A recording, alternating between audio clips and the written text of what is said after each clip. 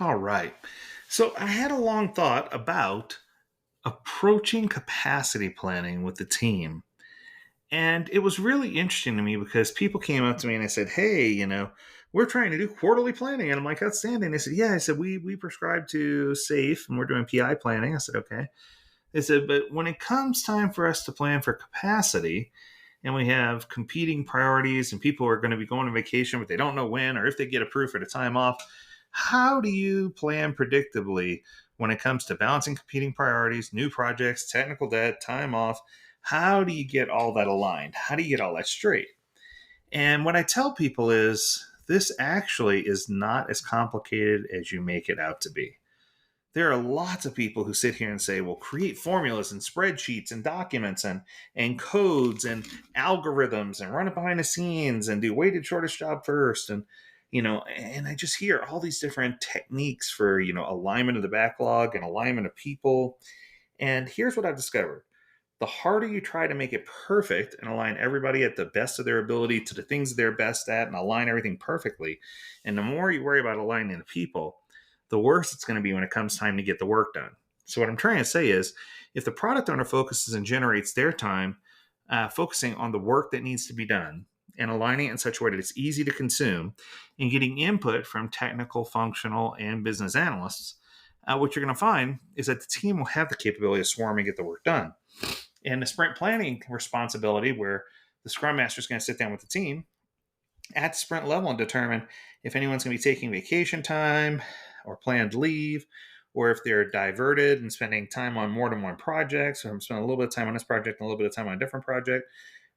It's just you're going to see that it's going to become easier when you get closer to the time to know exactly how you're going to be spending the time. If I asked you, for example, what have you been cooking for dinner 4 weeks from Wednesday?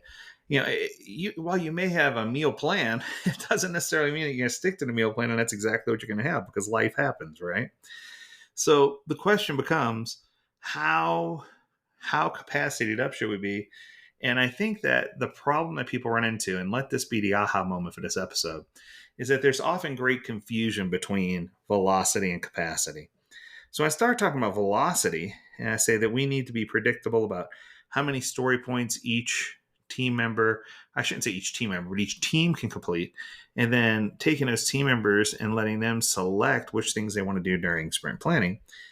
I think we can predict holistically as a team how many story points a team can do based on t-shirt size estimates and tying us back to story point values 1, 2, 3, 5, 8. Um, but I think it's a lot harder when you start thinking about individuals' efforts. So when I think of velocity, it's a team-based metric for the volume of work that can fit in a sprint. When I think of capacity, that is each member's allocation to the sprint and their ability or inability to complete the work based on their availability.